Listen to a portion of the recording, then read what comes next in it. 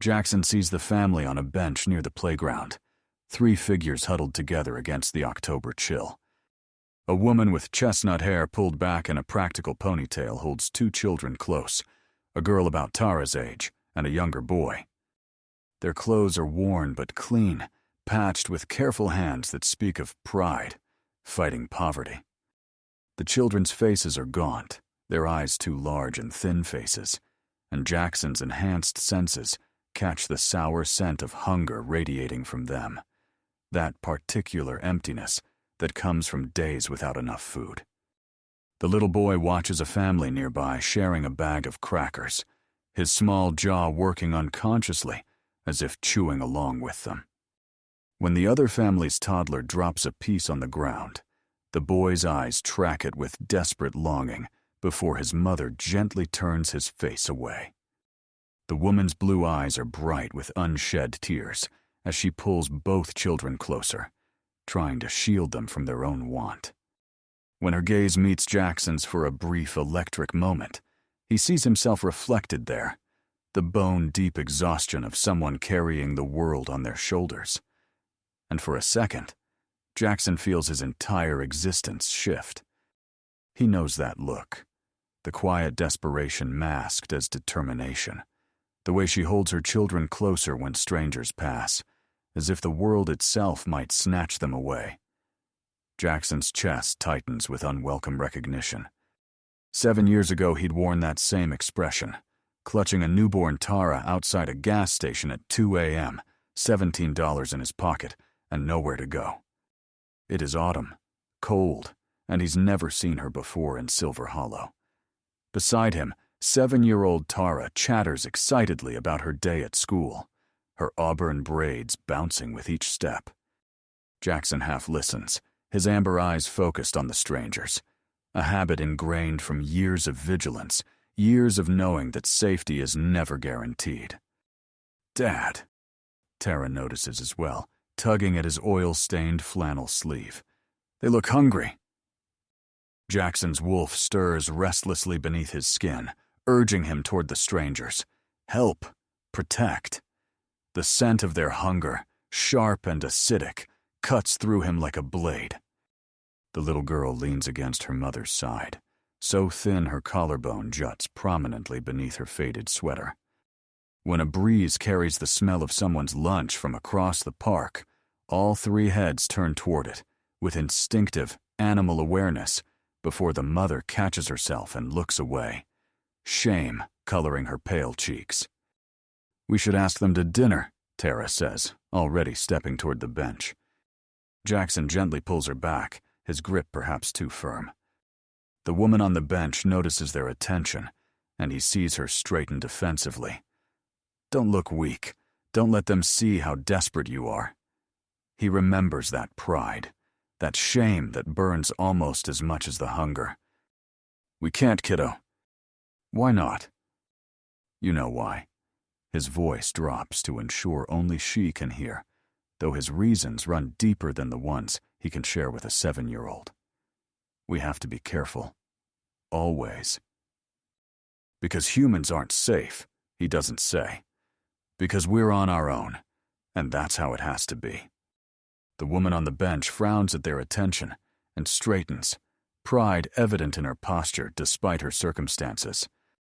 She whispers something to her children, who gather their meager belongings.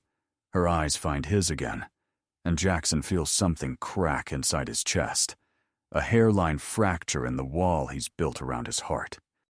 The look she gives him isn't accusatory, just tired, resigned to disappointment. Jackson knows that feeling intimately. "But Dad, you always say to show kindness to everyone," Tara says. "Not now, Tara." Jackson breaks eye contact, guiding his reluctant daughter toward home.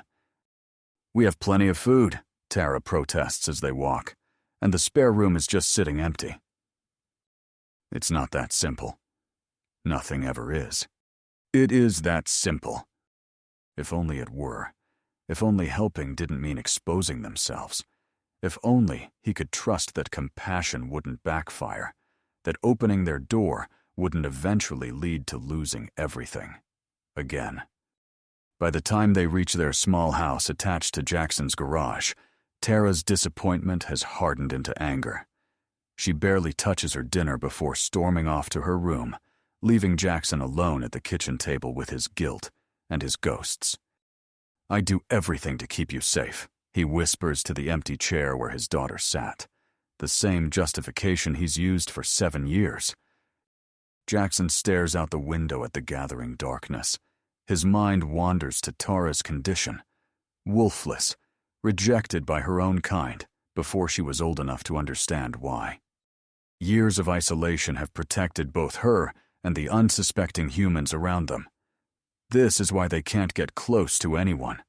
This is why he can't afford the luxury of compassion.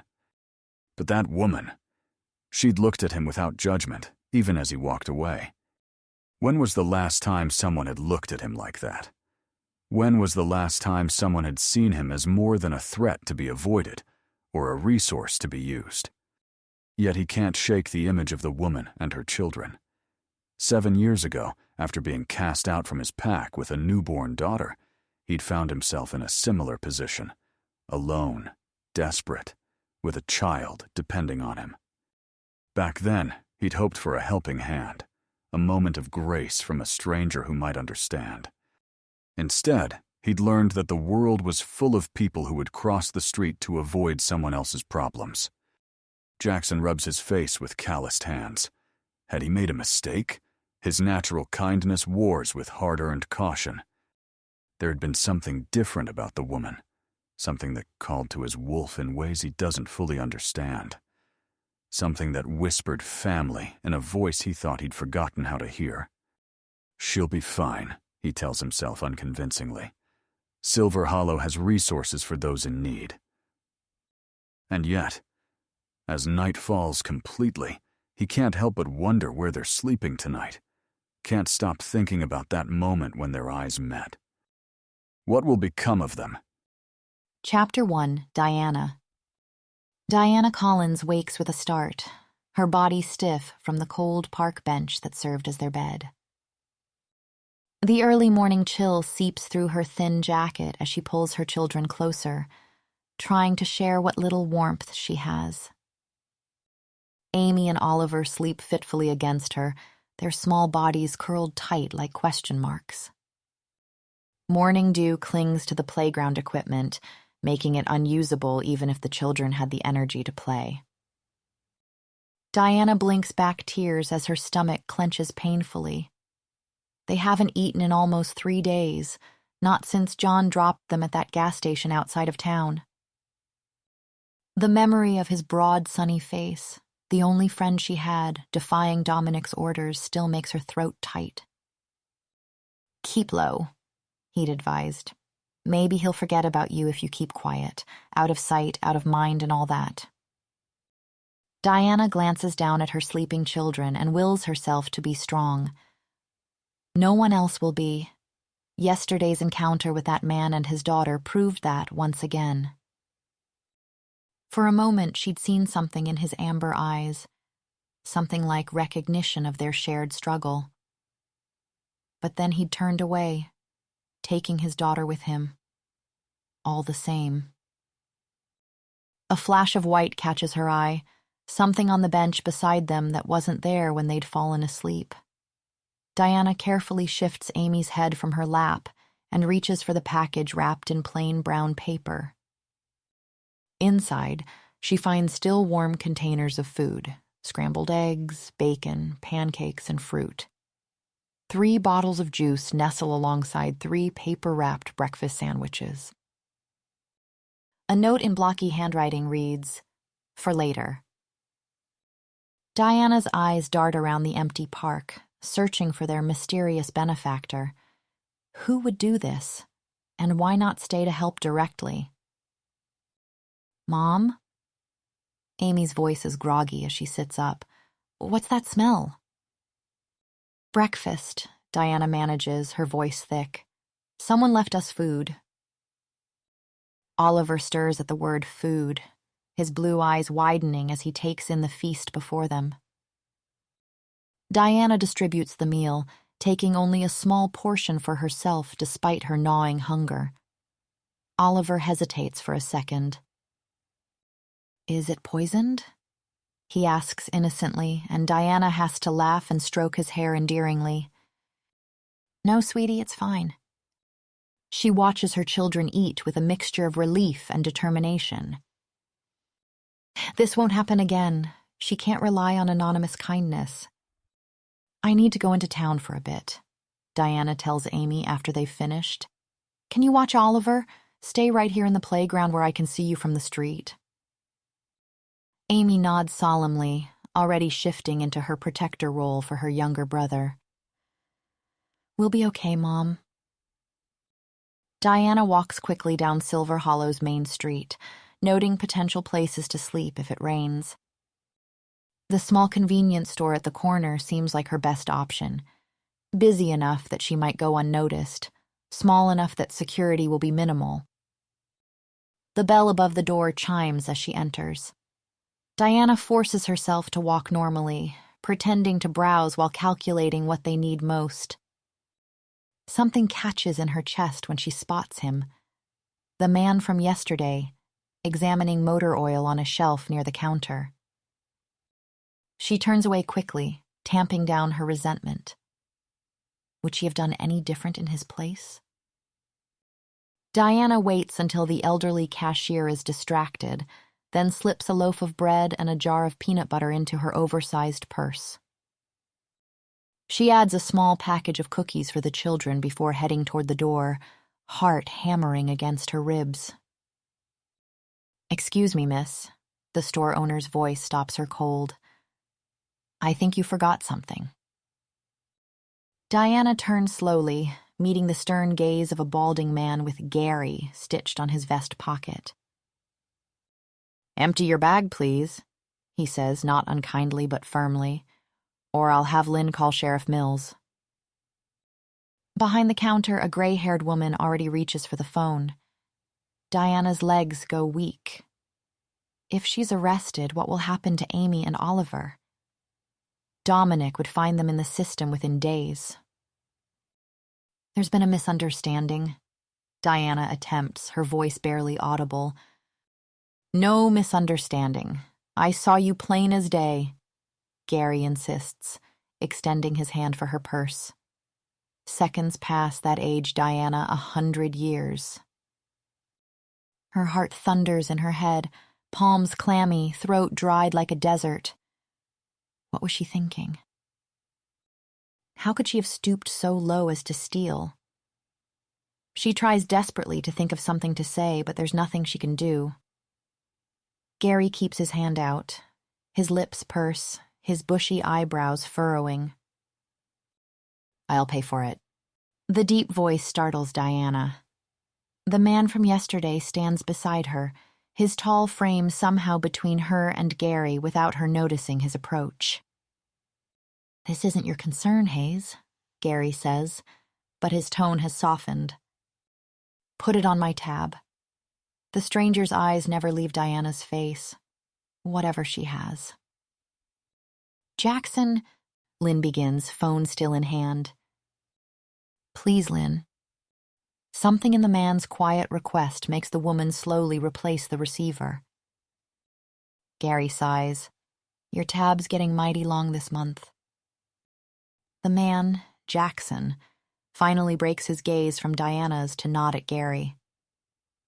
I'll settle up on Friday, promise. Diana stands frozen, caught between humiliation and desperate gratitude as Jackson gently takes her elbow, guiding her toward the door. Outside on the sidewalk, his amber eyes lock with hers, something unspoken passing between them. Why? She finally manages. His expression is unreadable, jaw flexing as if he's trying to find the right words.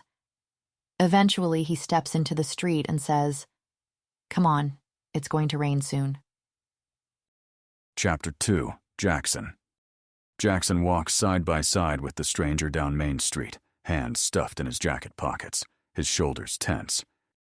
He wants to tell her that he's sorry about yesterday, but knows that if he does, he'll have to explain himself. And he can't afford to do that. Not for Tara's safety. "I'm Jackson, by the way," he says, finally breaking the silence. The woman glances at him. "I'm not a thief," she says, tilting her chin up. "I just—" "You don't need to explain," Jackson interrupts. "I get it." The woman stops walking, forcing him to pause as well. "Do you? Because right now, my life is like a retelling of Les Miserables. Have you ever read Les Miserables?" She shakes her head before he can answer. "Of course you haven't." Jackson remains silent. "All I'm trying to say," she continues, "is that when your children look at you with hungry eyes, you can't—" Her voice trails off. Jackson nods once. He understands. He's been there. He doesn't say it, though. As they approach the turn toward the park, the stranger clears her throat.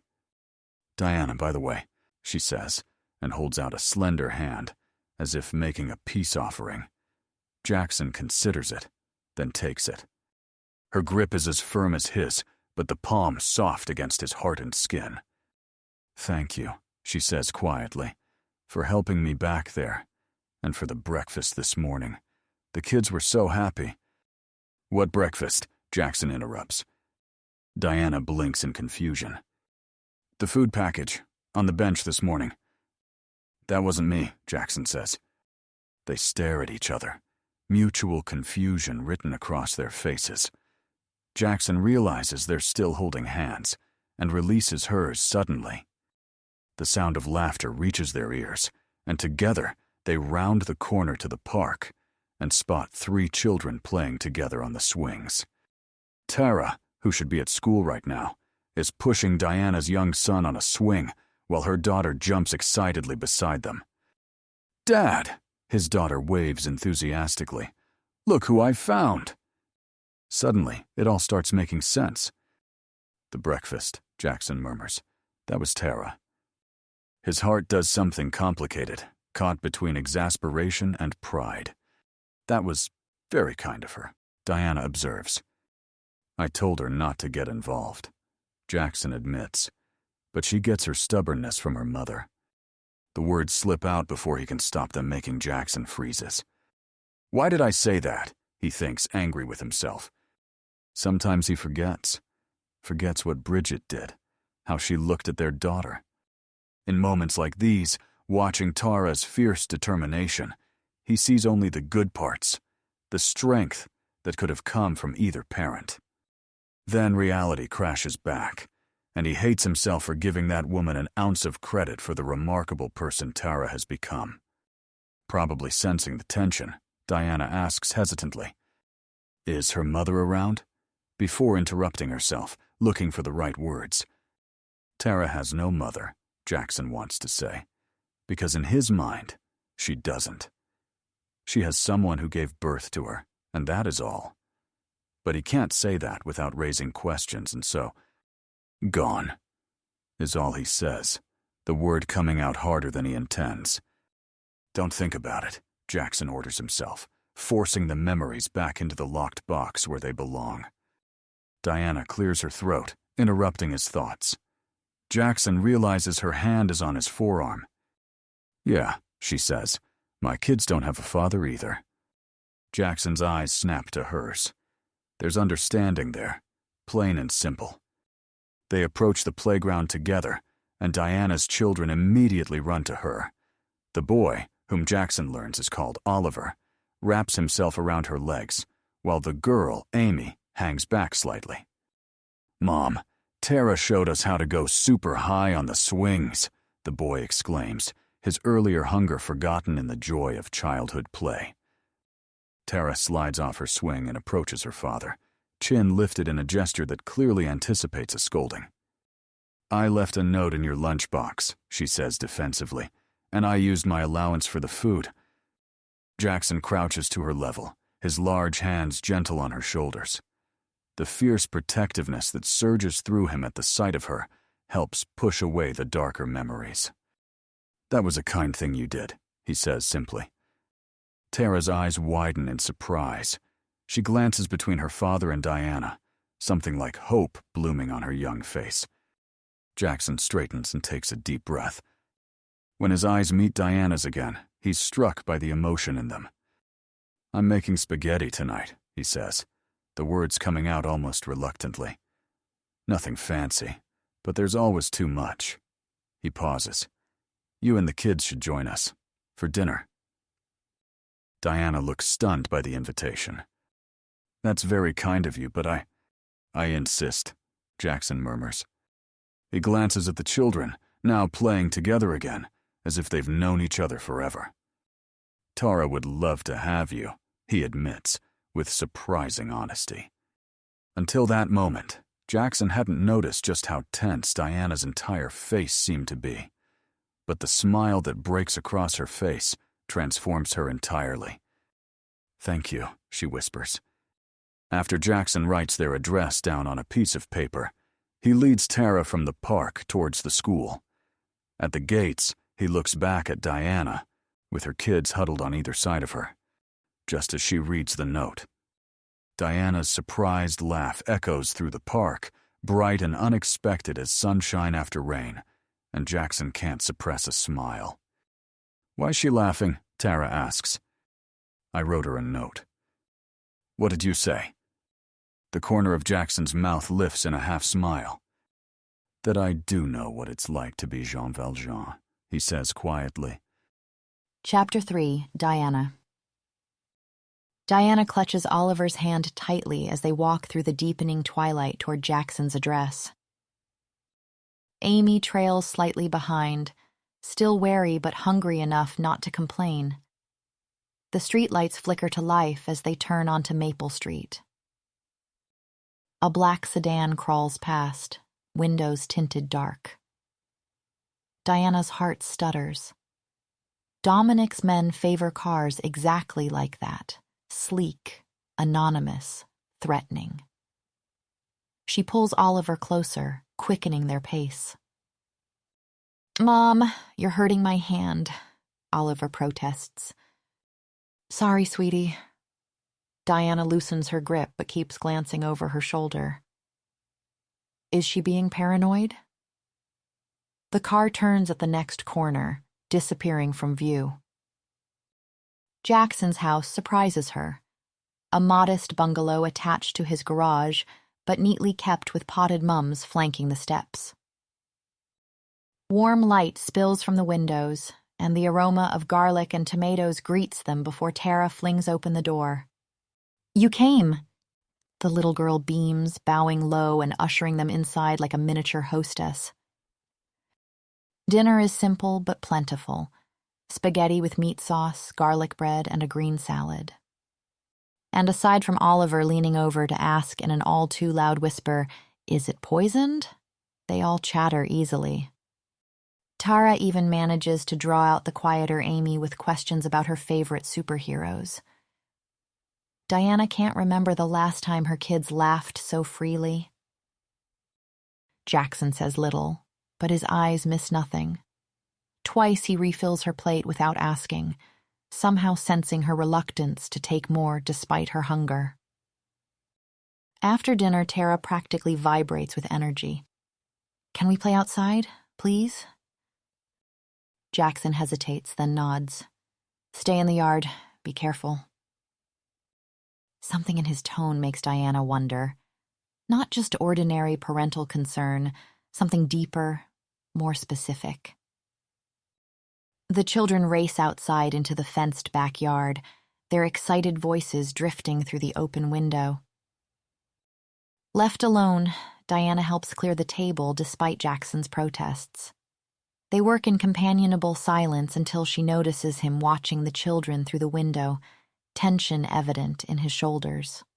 "You worry about her a lot," Diana observes quietly. Jackson's amber eyes shift to her, assessing. "Wouldn't you?" "Fair point." Diana rinses a plate, then adds with a small smile, "I should tell you something important." His entire body tenses. "What's that?" "Your spaghetti is terrible." For a moment, Jackson stares at her, then a surprised laugh escapes him, a rich sound that transforms his face. "That bad, huh?" "The worst," Diana grins. But when you're hungry enough... Their laughter fades into comfortable silence.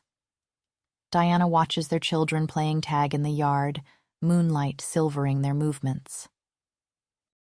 I'm running from someone, she confesses suddenly, the words spilling out before she can reconsider. Someone dangerous.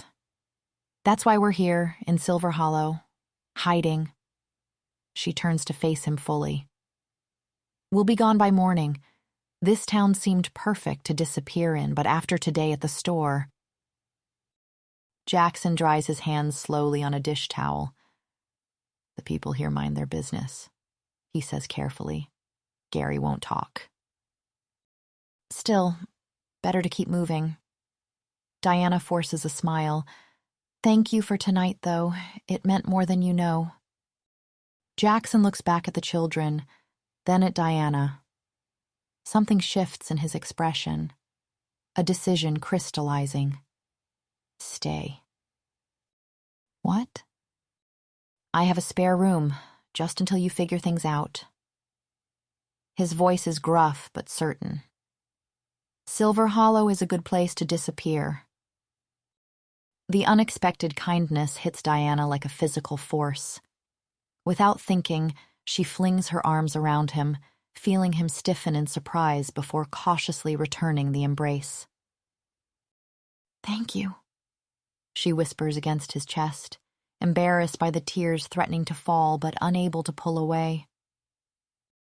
Jackson's heart pounds steady and strong beneath her cheek, and for the first time in months, Diana feels safe. Chapter 4. Diana. Diana expertly flips pancakes, feeling Jackson's eyes on her from the doorway. 3 weeks have passed since that first dinner, and she still marvels at how seamlessly they've all fallen into this rhythm. Amy, Oliver, and Tara sit at the table together, coloring while they wait for breakfast, their chatter filling the house with warmth Diana hadn't dared hope for. Her children have blossomed here. Oliver's nightmares about Dominic have faded, replaced by dreams of playground adventures with his new best friend. Amy, always cautious with strangers, now seeks out Jackson's gentle guidance with her homework, trusting him in ways that both surprise and move Diana. And Tara, sweet, fierce Tara, has embraced her role as protective big sister with enthusiasm that makes Diana's heart ache with fondness. Jackson has been a revelation. Where Dominic used the children as pawns, showering them with expensive gifts when he wanted something from Diana, ignoring them completely when they served no purpose, Jackson simply sees them.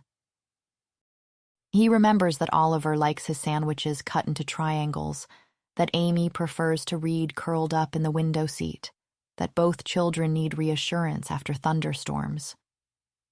His care is quiet, consistent, unconditional. And with Diana herself? She catches herself watching him more often than she should, noting the way his amber eyes soften when he looks at the children, how his rare smiles transform his entire face. Their late-night conversations after the kids are asleep have become the highlight of her days, tentative explorations of shared values, gentle probing of carefully guarded pasts. Earth to Diana, Jackson calls, pulling her from her thoughts. Can you grab the syrup? It's almost pancake o'clock. As they all sit down to eat, Tara takes her first bite and sighs dramatically. Dad, can Diana just do all the cooking forever? She asks, maple syrup glistening on her chin. Remember your scrambled eggs last week? Hey, those eggs were... Jackson searches for a defense. Black, Amy offers helpfully, causing all 3 children to dissolve into giggles. Diana meets Jackson's eyes across the table, warmth blooming in her chest at his sheepish expression. This feeling of belonging, of family, is everything she'd dreamed of, but never thought possible. After breakfast, they bundle the children off to school. Getting Amy and Oliver enrolled at Silver Hollow Elementary had been surprisingly easy, and Diana watches with quiet satisfaction as they walk hand in hand with Tara toward the building, their backpacks bouncing with each step. They're really settling in, Jackson observes, following her gaze. Thanks to you. Diana touches his arm gently. I don't know how to repay you for... You don't need to repay anything. Jackson interrupts, but something in his expression shifts, a shadow crossing his features. Diana, there's something I need to tell you about Tara, about both of us. We're not exactly... The shrill ring of the telephone cuts through his words. Diana watches confusion flicker across Jackson's face as he glances between her and the phone. You should get that, she says, feeling a tinge of disappointment. Whatever he'd been about to share felt important. Jackson moves to the wall-mounted phone with obvious reluctance. Hello? Diana continues cleaning the breakfast dishes, but something in Jackson's suddenly rigid posture makes her look up. All color has drained from his face, his knuckles white around the receiver. Is she okay? What about the other child? His voice is tight, controlled, but Diana can see panic rising in his eyes. There's something almost feral in his expression, something that makes her take an unconscious step backward. Yes, I'll be right there, he says, hanging up slowly as if in a daze. Jackson? What happened? Diana moves to his side, placing a steadying hand on his arm. His muscles are coiled tight as steel cables. It was the school. His voice sounds hollow. Tara bit somebody. Diana blinks, certain she's misheard. Bit someone? Like in a fight? She tries to inject lightness into her voice. Kids do that sometimes, Jackson. It's not the end of the world. But Jackson's reaction suggests otherwise. He's already reaching for his keys and jacket, his movements sharp and desperate. The easygoing man who'd been making pancakes minutes ago has been replaced by someone Diana doesn't recognize, someone terrified in a way that seems completely disproportionate to the situation. You don't understand, Jackson says, and there's something in his voice, something raw and almost inhuman, that makes Diana's skin prickle with unease. I have to get to the school now. I'm coming with you, Diana insists, concerned by his obvious distress. Amy and Oliver can stay with Mrs. Peterson next door. Jackson, talk to me. What's really going on? He pauses at the door, and when he turns to look at her, his amber eyes seem to flash gold in the morning light. For a moment, Diana could swear there's something wild looking back at her, something that doesn't quite belong in a human face. Diana... He struggles to find words, his jaw working as if he's fighting some internal battle. But nothing comes out, nothing that would make sense to someone who doesn't know his secrets. The look Diana gives him is open, concerned, devoid of judgment. She reaches for his hand, and he lets her take it, though she can feel the tremor running through his fingers. Let's go, she says finally, sensing that pushing for answers now will only increase his panic. You can explain on the way. But as they hurry toward the truck, Diana can't shake the feeling that whatever Jackson is hiding is bigger and more dangerous than a simple schoolyard incident. The way he'd looked at her, the tone of his voice, the barely leashed desperation in his movements. Something is very, very wrong, and she's about to find out what. Chapter 5, Diana. Diana clings to the door handle as Jackson's old truck roars down the streets of Silver Hollow, taking corners too fast.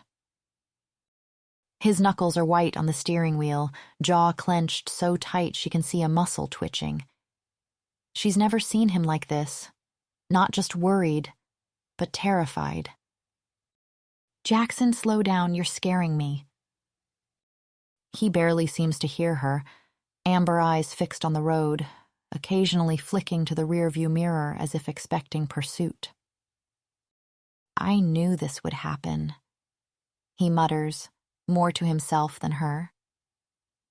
"I knew it, and I let you stay anyway. I put you all in danger." Diana stares at him, bewildered. "In danger? Jackson, it's just a schoolyard scuffle." "You don't understand." His voice sounds strange, almost guttural. "This is exactly what I've been afraid of since the beginning. I never should have let you into our lives." The words sting, but Diana pushes past the hurt. "It's a bite, Jackson. Children bite sometimes.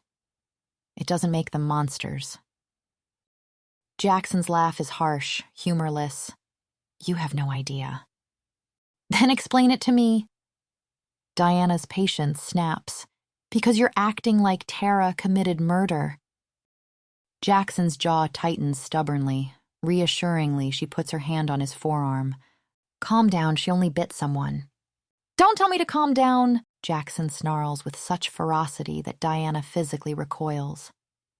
Something in his eyes shifts, a flash of gold that must be a trick of the light, and then he's back, looking immediately regretful. "I'm sorry. We need to get there. Now." Silver Hollow Elementary comes into view, its brick facade suddenly ominous. Jackson parks haphazardly and is out of the truck before Diana can unbuckle her seatbelt. The hallway to the principal's office stretches like a gauntlet. Jackson strides ahead, his broad shoulders tense beneath his worn flannel shirt. When they enter the office, Diana takes in the scene at once. Tara sits small and defiant in a chair, Amy and Oliver beside her looking scared. Across from them, a boy about Tara's age sniffles dramatically, while a woman Diana assumes is his mother hovers protectively. Principal Matthews, a balding man with kind eyes, rises from his desk. "Mr. Hayes, thank you for coming so quickly." "Where's the bite?" Jackson demands without preamble. The mother, expensively dressed with a pearl necklace that catches the fluorescent light, stands. "My Bobby has been traumatized by your violent child," she says, each word precise and cutting. "I want her expelled immediately." Jackson ignores her, crouching before the boy. "Show me where she bit you." "Excuse me, you do not talk to him like that." The mother covers the boy's chest protectively. "Mr. Hayes," the principal begins, "perhaps we should discuss this calmly." "Now," Jackson insists, his voice leaving no room for argument. Diana watches, squatting by her children and giving their hands a squeeze. She's never seen him like this before. Reluctantly, the boy extends his arm, pulling back his sleeve to reveal nothing. Not even a red mark. Jackson stares, confusion replacing fear. There's no bite. "She tried to bite him," Bobby's mother insists. "She threatened him." Principal Matthews clears his throat. "Actually, Mrs. Caldwell, we've spoken with several witnesses. It seems Bobby he was taunting Amy and Oliver, called them some very unkind names." Amy looks up, her young face serious. "He said we were poor white trash," she says through gritted teeth. "Said his mom told him we don't belong here." "What's poor white trash?" Oliver asks quietly. Mrs. Caldwell has the grace to flush. "Bobby would never—" "Tara defended them," the principal continues firmly. "She did threaten to bite Bobby if he didn't leave them alone, but according to the playground monitor, no actual contact occurred." Diana watches as the tension drains from Jackson's body, replaced by profound relief. He looks like a man who's just been granted a stay of execution.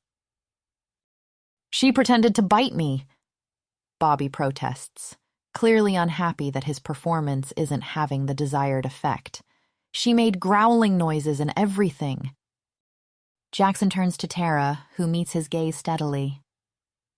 "Is that true, kiddo?" Tara nods once. "He was being mean to Amy and Oliver. I told him to stop or I'd bite him." Her small chin lifts.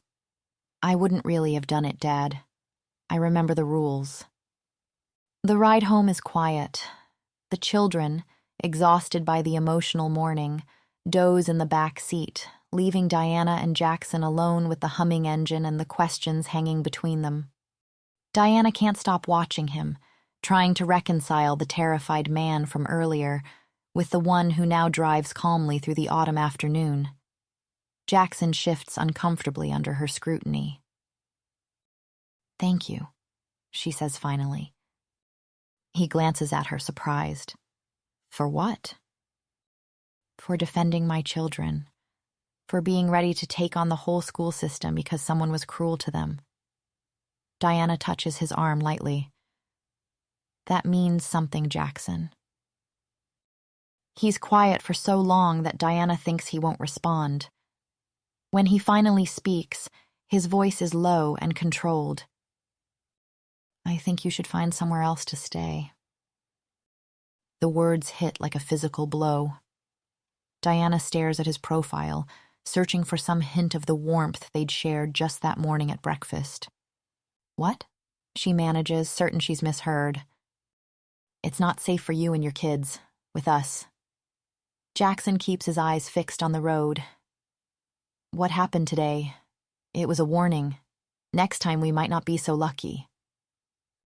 "A warning?" "Jackson, nothing happened. It was a misunderstanding. This time." His hands tighten on the steering wheel. "I can't risk there being a next time." Diana looks back at the sleeping children, Tara's head resting on Amy's shoulder, Oliver curled against his sister's side.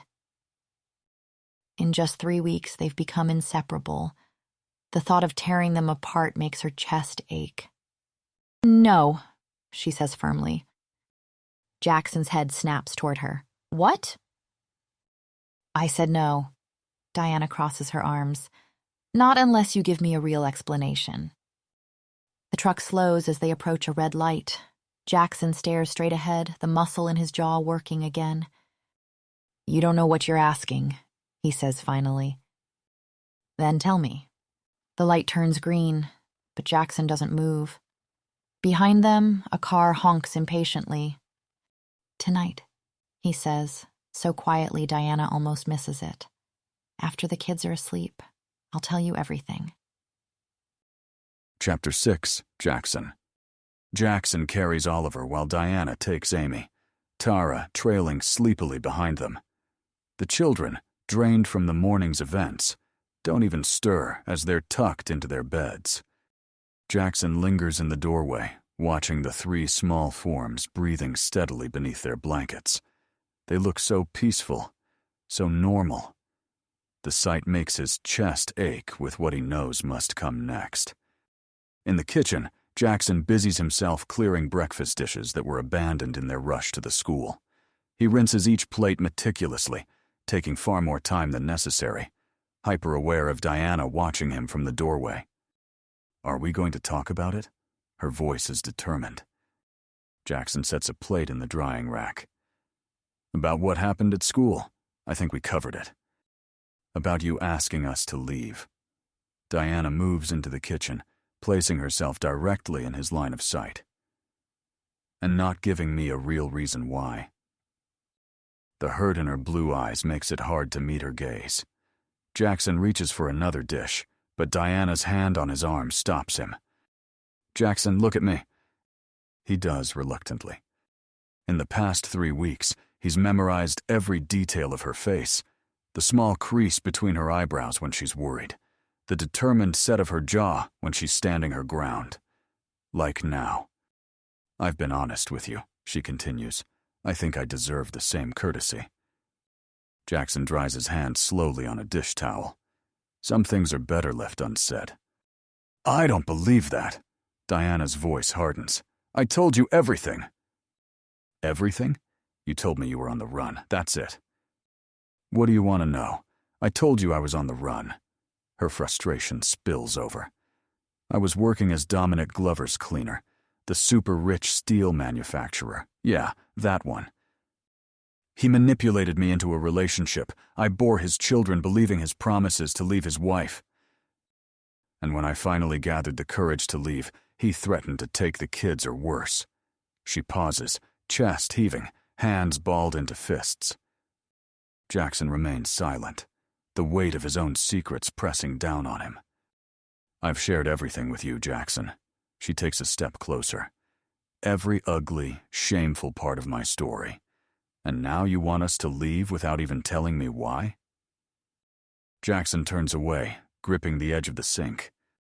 The difference between what I'm hiding and what you're hiding, he says, his voice low and tense, is that what I'm hiding is for your own good. That's not your decision to make. Diana's hand on his shoulder forces him to turn and face her.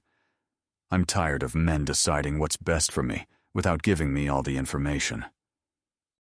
The accusation stings because he wants to be different, wants to be worthy of the trust she's placed in him. But how can he explain what he is, what Tara is? You wouldn't believe me if I told you, he says finally. Try me. Jackson studies her face, the determination, the hurt, the genuine concern. In 3 weeks, she's become essential to him in ways he never anticipated. I'm a wolf, he says flatly. Diana stares at him for a long moment before her expression hardens. That's not funny, Jackson. I'm not joking. You're not a wolf, you're a man. Diana crosses her arms. If you don't want to tell me the truth, just say so. Don't make up ridiculous stories. It's not a story. Jackson's frustration builds. It's why I was so terrified about Tara biting someone. Her saliva carries the shifter's gene. It's toxic to humans. One bite could kill. Diana shakes her head in disbelief. Stop it. Just stop. If you want us gone, just say so. It's the truth. Jackson's voice rises. Why would I make this up? Fine. Diana crosses her arms. Show me then. Diana. Jackson shakes his head. It's not. Show me, she snaps. You want the truth? Jackson's control slips as his own anger rises to meet hers. Fine, here's your truth. Before Diana can respond, the change takes him. Bones crack and reform. Fur erupts through skin. His face elongates into a muzzle filled with sharp teeth. Diana's scream catches in her throat. She stumbles backward until she hits the refrigerator, her face drained of all color. Oh my God, she gasps, her voice barely audible. Oh my God. Jackson shifts back quickly, the human transformation even more painful than the change to wolf. He reaches for her, still half naked from the shift. Diana, please, let me explain. Stay away from me. Her voice trembles with fear. Don't touch me. Diana. But she's already moving, running to the children's room. Jackson hears her frantic whispers, the confused murmurs of the kids as they're shaken awake. He pulls on his discarded shirt, his hands shaking. Mommy, what's wrong? Oliver's sleepy voice drifts down the hallway. We have to go, baby, right now. But why? Amy protests. It's nighttime. Now, Amy, don't argue. Jackson stands frozen in the kitchen, listening to the hurried footsteps, the confused questions, Diana's terse responses. When she reappears, the children in tow, she won't meet his eyes. Diana. She pauses at the door, her face a mask of fear and betrayal. Stay away from us, she whispers. Then they're gone, the door closing behind them with devastating finality. Jackson sinks to the floor, head in his hands. The wolf in him howls with loss, but the man understands all too well. He's just destroyed the first chance at happiness he's had in years. Chapter 7. Jackson. Jackson's wrench clangs against metal as he works beneath the hood of Mrs. Peterson's car. The familiar smell of motor oil and grease surrounds him, but the usual comfort of mechanical work eludes him. His mind replays Diana's face, the terror in her eyes, the betrayal, over and over. 30 minutes of mindless work hasn't dulled the ache in his chest. If anything, it's grown sharper. The memory of Bridget's face flashes unbidden through his mind. The disgust, the rejection, the way she'd turned away from their newborn daughter, as if Tara were something diseased. The pain of that moment, 7 years old now, feels fresh as an open wound. Rejected again. By Diana. "Dad?" Tara's small voice startles him. He bangs his head on the hood as he straightens, cursing under his breath. "You should be asleep, kiddo."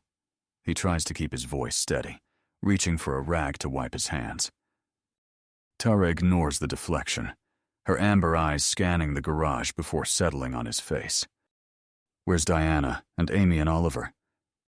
Jackson's throat tightens. How does he explain this to a child when he can barely understand it himself? "They had to leave, sweetheart." In the middle of the night? Tara's expression shifts from confusion to understanding. "What did you do?" "Me?" Jackson startles. "I didn't do anything." "You're lying." Tara rolls her eyes. "You're a bad liar, Dad." Jackson shakes his head, suddenly exhausted. "I did what I should have done from the start," he says, "and Diana chose to leave, as she should." Tara blinks, studies his face, pouts, and then, "This is about Bridget, isn't it?" she asks, crossing her arms. The name hits Jackson like a physical blow. Why would she say that? Why would she talk about... "Tara, this isn't..." He searches for the right words. "Your mother is not..." "She isn't my mother." Tara's voice is fierce, protective of something Jackson can't quite name. He winces. Here is focusing on his own pain, when it's so much worse for Tara. Tara was born nothing short of perfect, and yet was rejected anyway, for being different, for not having a wolf. "Baby," he reaches for her hand. "I'm so sorry." "I'm not," Tara interrupts. "You think I care about Bridget? I don't. I don't need her, Daddy. I have you." Her small face crumples with worry. "I just don't want you to be sad anymore." Jackson sinks to his knees, overwhelmed by the weight of his daughter's perception. She's always been too smart, too aware, but this level of understanding breaks something inside him.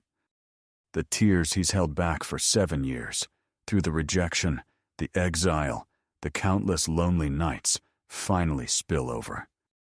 "You deserve more," he chokes out. "You deserve a mother who loves you, a pack that accepts you, a normal life." "You're enough, Daddy." Tara throws her arms around his neck, fierce and certain. "You've always been enough."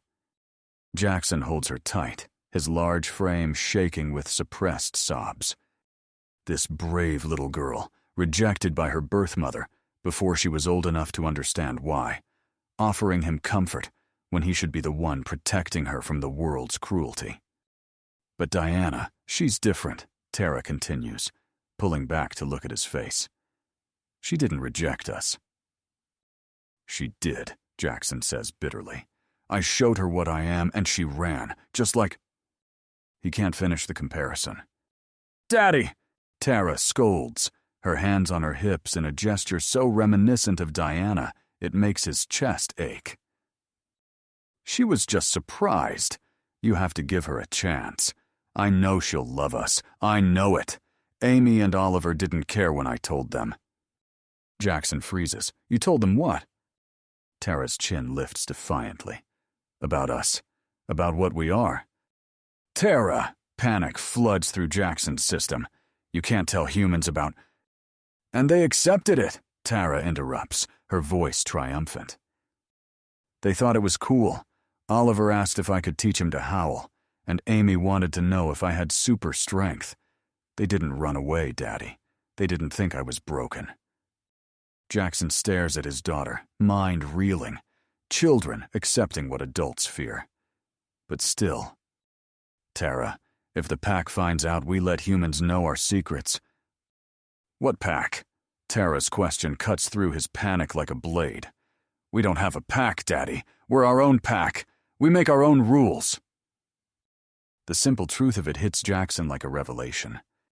For 7 years, he's been living by rules set by people who cast them out, following traditions that never protected them, hiding from a community that never wanted them anyway. When did you get so smart? He asks finally, wonder creeping into his voice. I've always been smart. The ghost of a smile touches Tara's lips.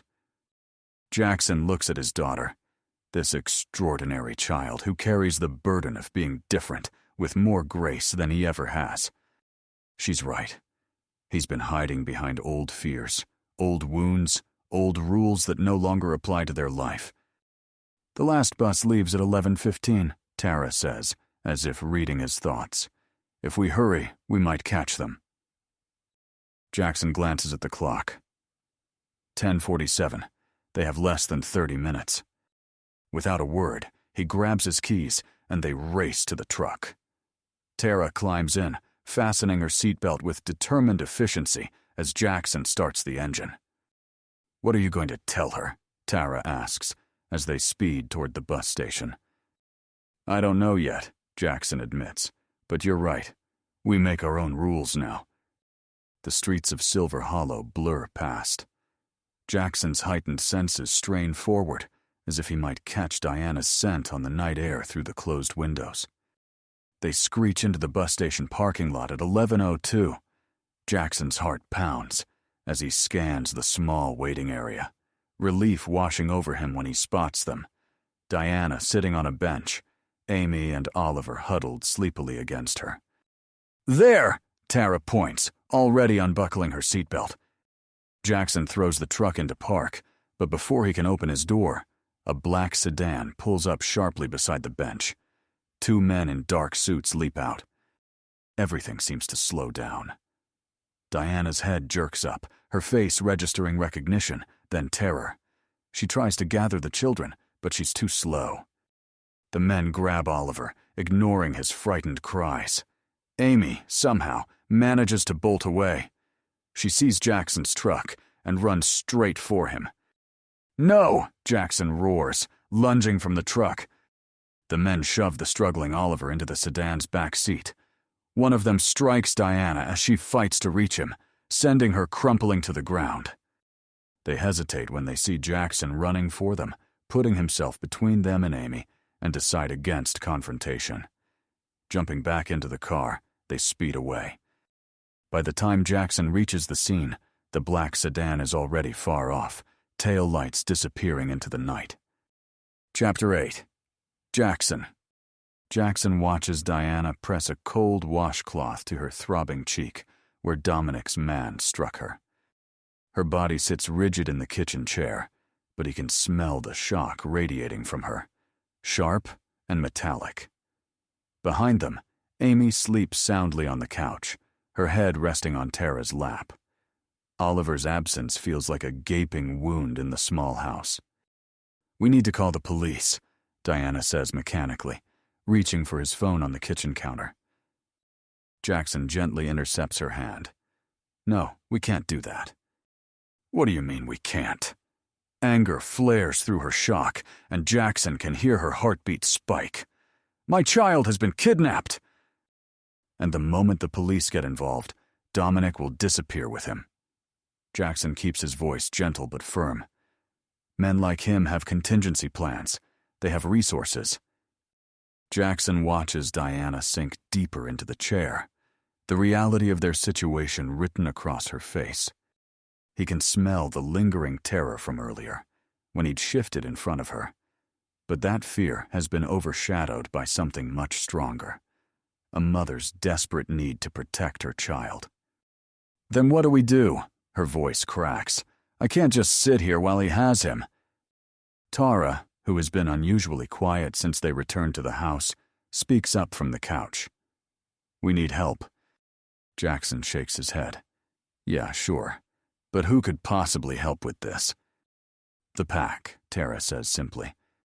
Jackson sees Diana look between them, confusion cutting through her despair. The pack? What's that? A community of wolf shifters like us. Who live outside town, Jackson explains reluctantly.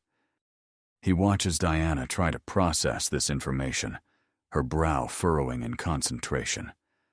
Okay. So, people who can turn into wolves? She asks. Before Jackson can reply, she adds, I mean, that could be useful to thwart off Dominic's men, I guess. Yeah, Jackson sighs. Except they won't help. They're my former pack. Former? Diana asks. Jackson feels his expression darken, old wounds threatening to reopen. They cast us out when Tara was born. Something in his tone must warn Diana away from pressing further, because she doesn't ask for details. But they're strong, Tara insists. They could help us get Oliver back. They won't help us, Jackson says bitterly. They made that clear 7 years ago. And if you think for 1 second that Garrett Holden is going to lift a finger to help humans... Wait. Diana sits up straighter, and Jackson catches the sudden change in her scent, recognition mixed with excitement. Did you say Garrett Holden? Jackson stares at her. Yes, why? Diana's eyes go distant for a moment, as if she's remembering something. When she speaks, her voice is stronger. Because Dominic has been controlling him, controlling all of them. What do you mean? Jackson leans forward, his wolf's instincts sharpening at her tone. When I worked for Dominic, I cleaned his private office. Diana stands, beginning to pace as she talks. I heard him on phone calls, barking orders at someone he called Holden. She stops, turning to face Jackson. I remember one call specifically. Dominic said something like, I don't care what your environmental concerns are, Holden. You'll vote against that permit, or I'll make sure the state knows exactly what your little community really is. Jackson feels his blood run cold. He threatened to expose them. And this Holden person just complied. I never understood why such a powerful-sounding man would take orders from Dominic until now. Diana's voice grows stronger as she continues. But there was more than just phone calls. I saw documents with Garrett Holden's name everywhere. Financial records, photographs, what looked like surveillance reports. Blackmail, Jackson breathes, understanding dawning. Dominic has something on the pack. Not just something. Everything. Diana turns to face him, and for the first time since Oliver was taken, Jackson sees hope flickering in her eyes. I saw the files, Jackson.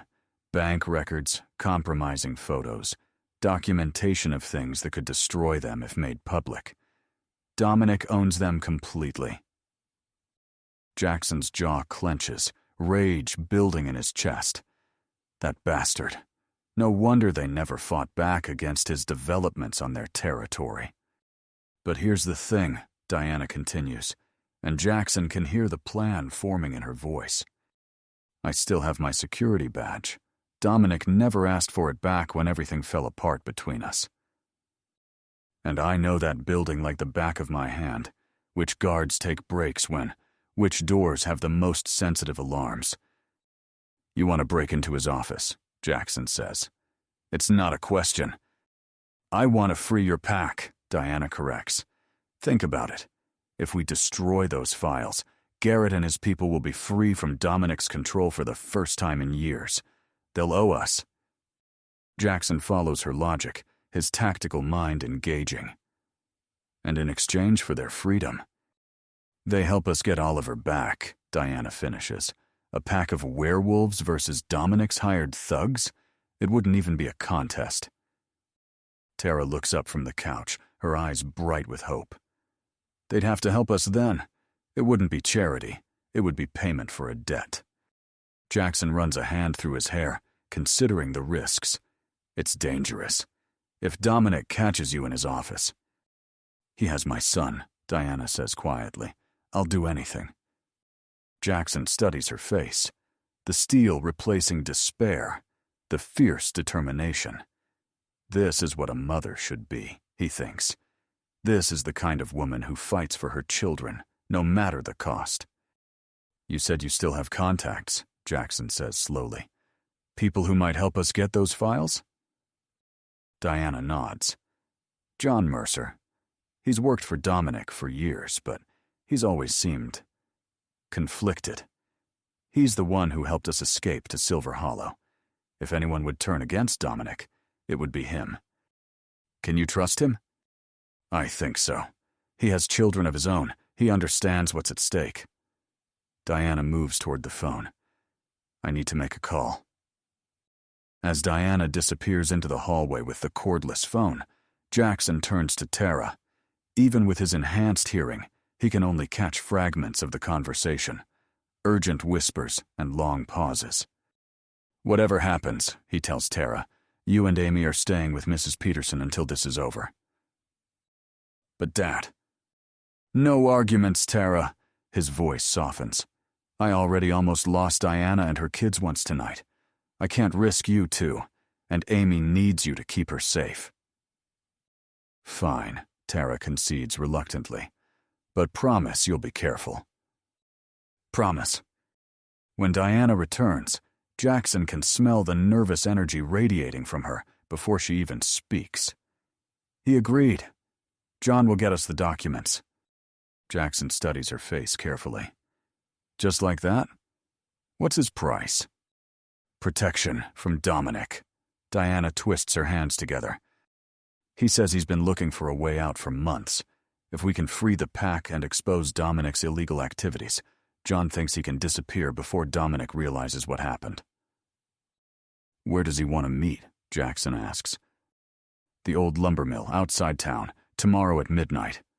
Diana meets Jackson's gaze. He says he can get the files, but we'll need to move fast after that. Once those documents are destroyed, Dominic will know someone accessed his office. Jackson nods once, decision crystallizing. Then we have a plan. John gets us the documents. We approach the pack with proof of their freedom, and they help us get Oliver back. And if Garrett refuses? Diana asks. Jackson feels his eyes flash gold momentarily. Then we remind him what it means to have honor. No matter what happened between us, no child should suffer for the sins of adults. Diana reaches across the table, taking his hand in hers. No matter what it takes, she says. Jackson squeezes her hand. Outside, the wind picks up, rattling the windows of the small house. A storm is coming. Chapter 9. Jackson. The abandoned lumber mill creaks and groans in the autumn wind, its weathered beams shifting like the bones of some ancient beast. Jackson and Diana huddle in what once was a foreman's office, the small room offering a perfect view of the road where John will arrive.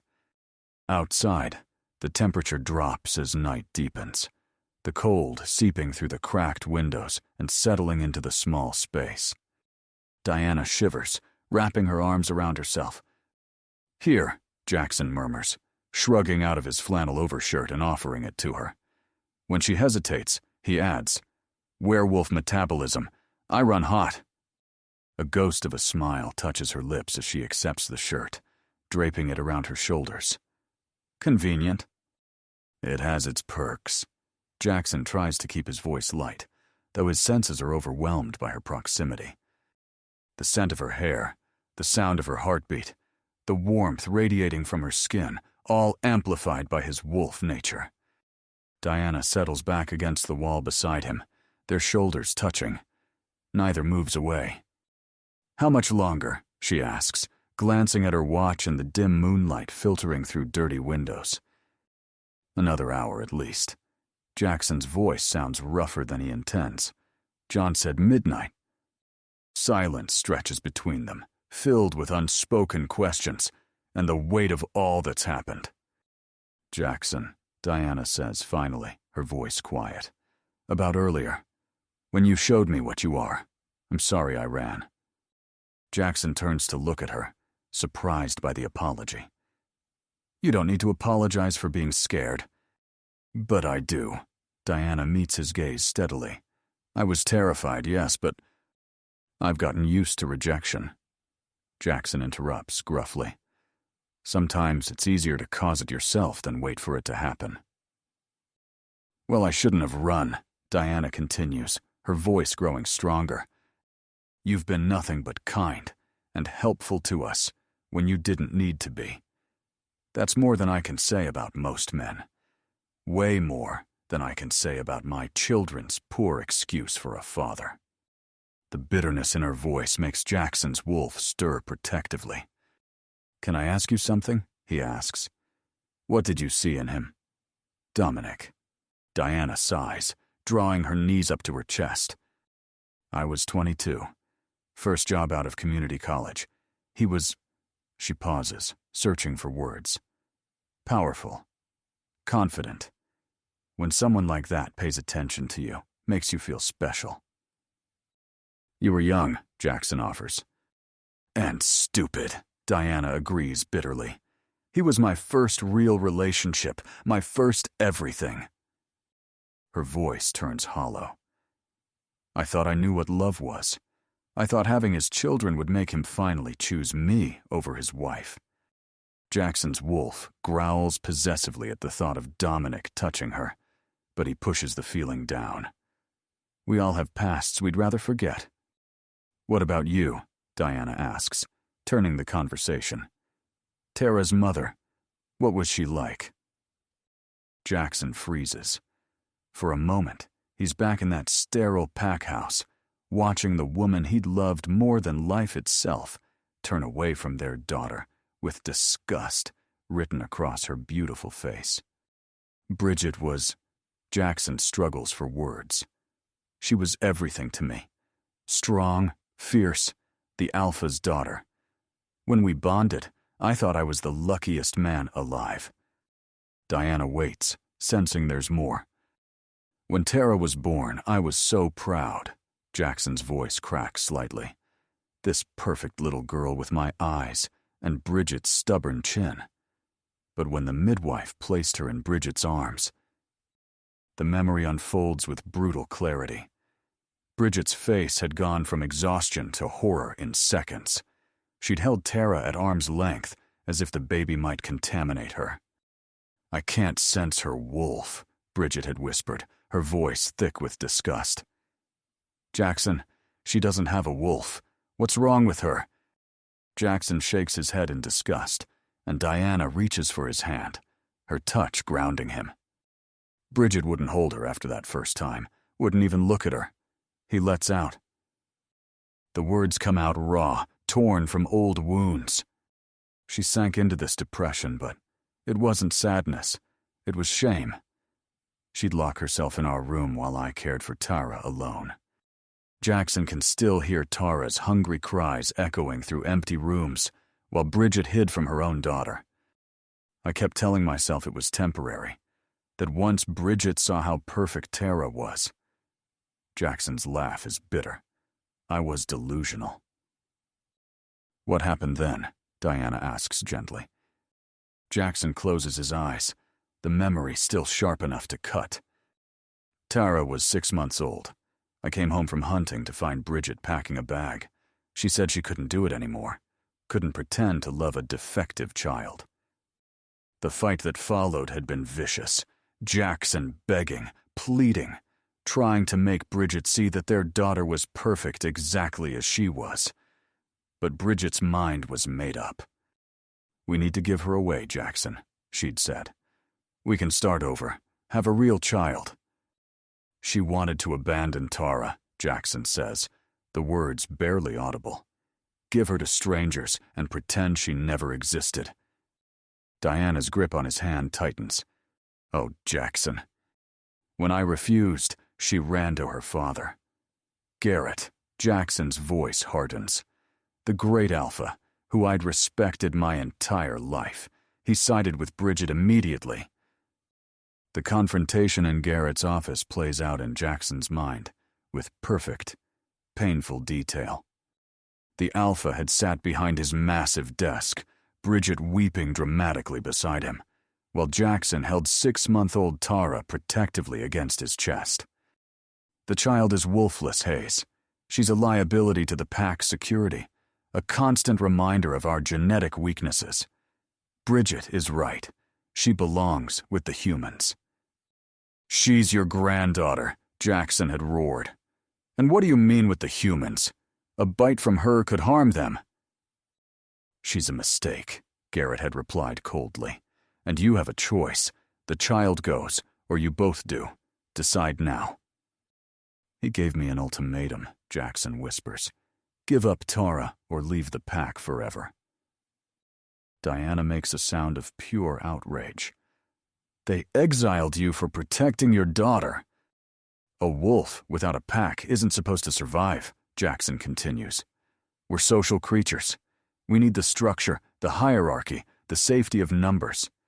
Garrett thought I'd break within weeks and come crawling back without her." Jackson remembers that first night alone, sitting in his truck at a gas station with $17, a newborn who wouldn't stop crying, and nowhere to go. The isolation had been crushing, like a physical weight pressing down on his chest. "Instead, I learned what real strength was," Jackson says. "Not pack strength, father strength, the kind that makes you fight the world if it threatens your child." Diana shifts closer, her warmth a comfort against old pain. "I understand," she says quietly. "When Dominic threatened to take Amy and Oliver, when he made it clear he saw them as possessions instead of children. That's what makes it worse, isn't it?" Jackson meets her eyes. "They didn't just betray us, they betrayed our children." They sit in silence for a moment, the weight of their pain binding them together. Jackson has never told anyone the full story of Tara's birth, the complete devastation of losing everything he'd thought was permanent. "You know what the hardest part was?" Jackson says finally. "Learning to trust again. Believing that someone could look at Tara and see her worth instead of her differences." Diana turns to face him fully. "And now? Do you think you could trust?" Jackson leans in slightly. "Now I'm terrified of losing the first people who've ever made us feel like family." Diana's breath catches, her lips parting. The space between them narrows, charged with possibility and shared understanding. A flash of headlights sweeps across the wall. They jerk apart, instantly alert. Jackson moves to the window, peering through a gap in the boards. "It's a black sedan," he reports, voice tight. "Could be John, or it could be Dominic's men." Diana joins him at the window, her shoulder pressing against his arm. "It's John's car," she confirms.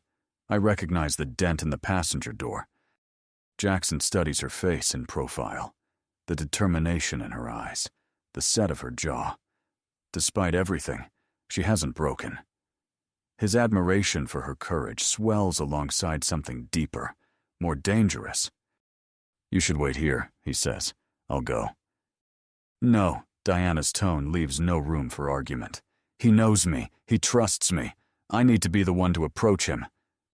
Before Jackson can protest, she slips out the door, pausing only to squeeze his hand briefly. He watches from the window as she makes her way across the lumber yard, moving from shadow to shadow with surprising stealth. The transaction is swift. John emerges from the car, hands over a manila envelope, and speeds away into the night. Diana returns to the office, her face flushed with triumph. "Got them," she says, brandishing the envelope. "Everything we need to free your pack from Dominic's control." "They're not my pack anymore," Jackson reminds her, but his voice lacks conviction. "They will be," Diana insists. "Once they know you're helping them, once they see what real loyalty looks like." Looking at her, this remarkable woman who has faced monsters both human and supernatural without flinching, Jackson is struck by a sudden, overwhelming realization. He loves her. The thought terrifies him more than any threat they face. Loving her means risking her, means exposing her to the dangers of his world. Can he do that to someone he loves? "What is it?" Diana asks, noticing his expression. Instead of answering, Jackson pulls her into his arms, holding her tightly against his chest. "We're going to get Oliver back," he murmurs against her hair. "I promise you." Diana nods against his chest. "I know. Tomorrow they will face Dominic and the pack. Tomorrow they will risk everything. But tonight, they have this. This shared pain transformed into strength. This recognition of kindred spirits who've both loved the wrong people and learned what real love actually means." Chapter 10. Diana. The headlights of Jackson's truck cut through pre-dawn darkness as they turn onto his street. Diana's eyes burn with exhaustion, the manila envelope clutched tightly in her lap like a talisman. They've driven all night, stopping only to call the Silver Creek pack from a payphone outside town. The call had been tense, but a deal had been struck. "Almost home," Jackson murmurs, reaching across to squeeze her hand. Diana's heart lifts at the word home, but freezes when the truck rounds the final corner. A black sedan sits in the driveway, sleek and menacing against the humble backdrop of Jackson's house. "No," she whispers, panic clawing up her throat. Jackson brakes sharply, his knuckles white on the steering wheel. "Stay in the truck," he orders, but Diana is already opening her door. "As if," she snaps. "Amy and Tara are in there." They approach the house together, Jackson slightly ahead, his body tense and ready. The front door stands ajar, warm light spilling onto the porch. Diana's breath comes in shallow gasps as they step inside. The scene that greets them stops Diana's heart. Dominic sits in Jackson's armchair like a king on a borrowed throne, his expensive suit incongruous against the worn furniture. Two men in dark suits flank him, expressionless behind sunglasses despite the late hour. On the couch sit Tara and Amy, huddled together, eyes wide with fear. "Where's Oliver?" Diana demands, scanning the room frantically. Dominic smiles, the expression never reaching his cold gray eyes. "Safe, for now." He gestures to the couch. "I only needed one hostage after all." Amy drew the short straw. Jackson's growl is barely human, his body vibrating with restrained fury. Diana grips his hand tightly, as much to steady herself as to hold him back. "What do you want?" she asks, though she already knows. "You, of course." Dominic adjusts his gold cufflinks with practiced nonchalance. "Did you really think I would let you go? That I would let you take my children?" "They're my children," Diana snaps. "You never wanted them. You never even acknowledged them publicly." "Details." Dominic waves a dismissive hand. "My boy here told us everything, you know. Where you were staying, who was helping you." His gaze slides to Jackson, assessing. "Though Oliver left out some interesting details about your new protector." Tara shifts on the couch, catching Diana's eye with a meaningful look.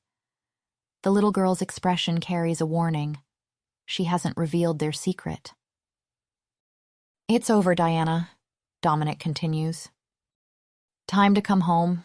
Amy stays with me tonight as insurance, but you'll get both children back once you're settled in the new house I've arranged, far from here."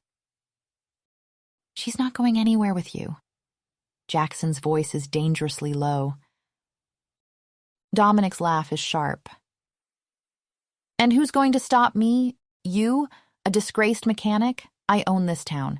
I own the Silver Creek territory. I own..." The windows rattle as howls pierce the night air, not one, but many. The sound surrounds the house, primal and threatening. Dominic's bodyguards reach inside their jackets, drawing weapons. What the hell is that? The front door bursts open. A massive man fills the doorway, flanked by others. Garrett Holden, alpha of the Silver Creek Pack, his amber eyes flashing with barely contained rage. You own nothing, Morris, Garrett growls. Not anymore. Dominic rises, face flushing with anger. This doesn't concern you, Holden. I have arrangements with your pack. Those arrangements are terminated.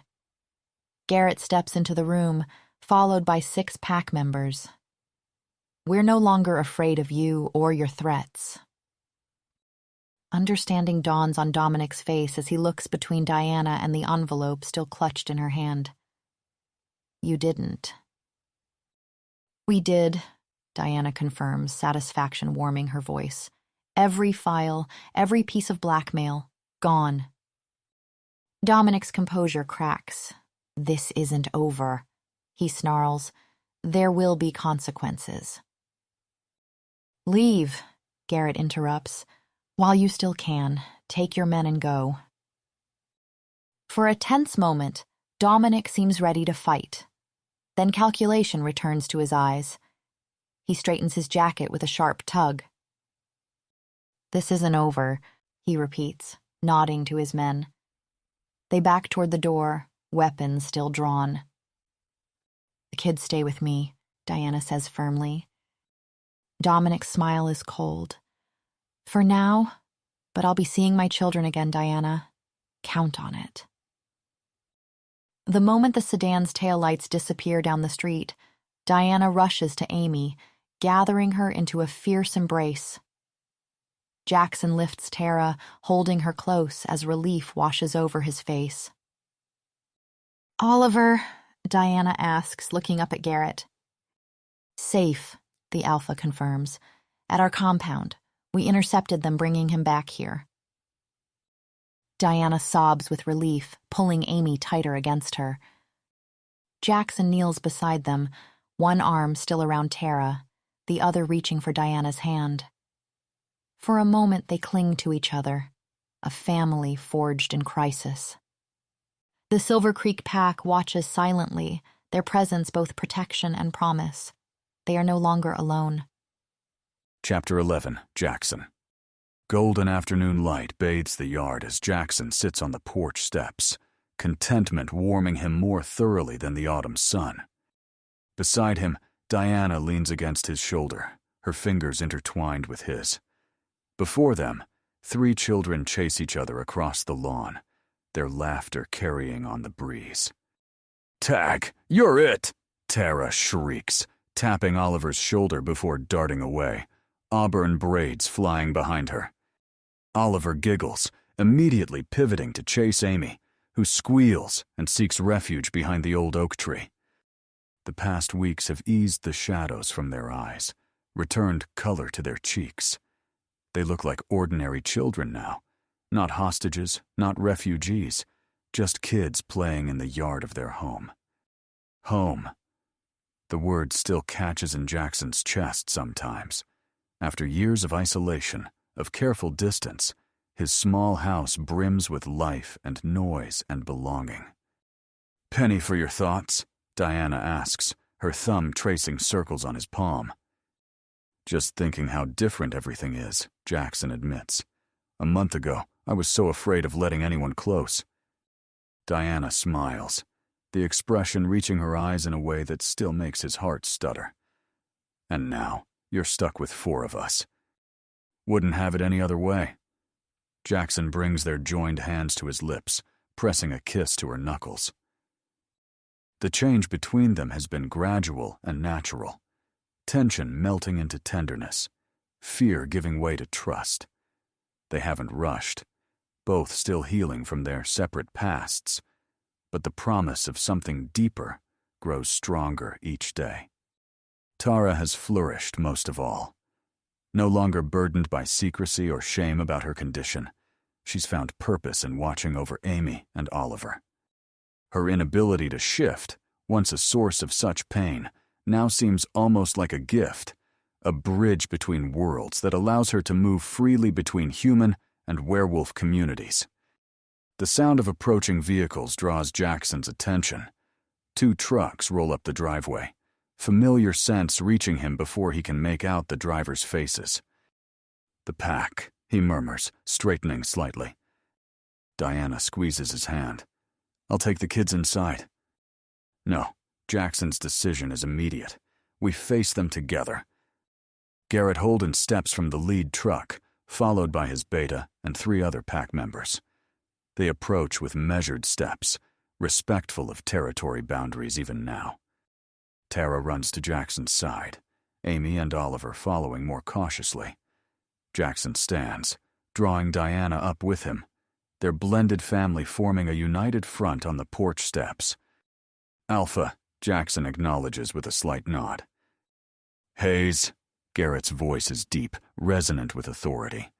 "Your house looks well." The simple observation carries weight in werewolf custom, an acknowledgement of Jackson's success despite his exile.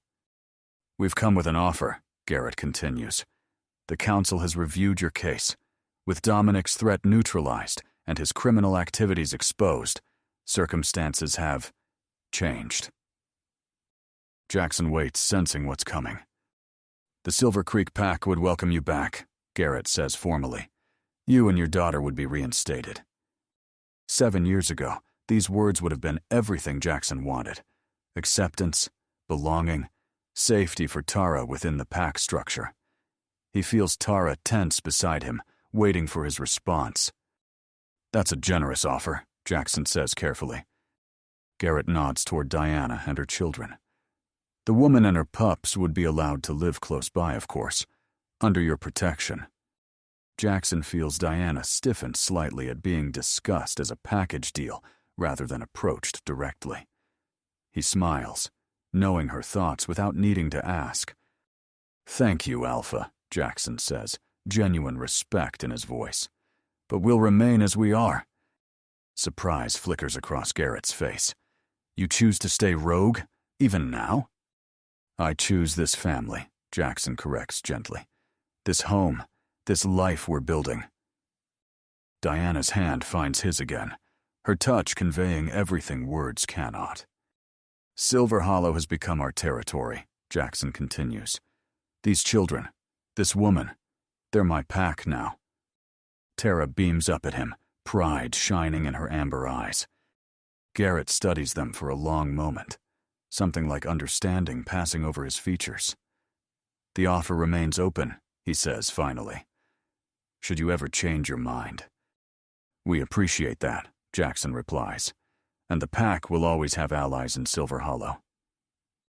The werewolves depart as the sun begins its descent toward the horizon, painting the sky in brilliant oranges and pinks. The children return to their play, their energy undiminished by the interruption. Diana turns to Jackson, her blue eyes searching his face. "Are you sure? The pack would have given you back everything you lost."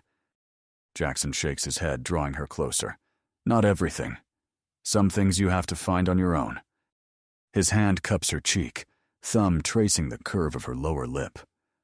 "Some bonds are stronger than pack tradition," he murmurs. "Bonds like fate?" Diana asks, a teasing light in her eyes. "No," Jackson answers seriously. "Bonds like choice. Every day I choose this. I choose you." When he finally kisses her, it feels like completion rather than beginning, the natural culmination of a journey they've been on since that first meeting in the park.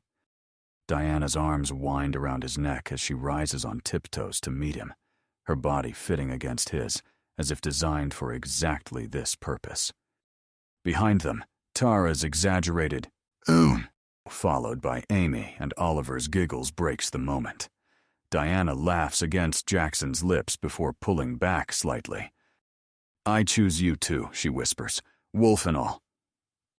As twilight settles over Silver Hollow, Jackson Hayes, mechanic, werewolf, father, protector, stands on his porch, surrounded by the family he never expected, and the love he never thought possible.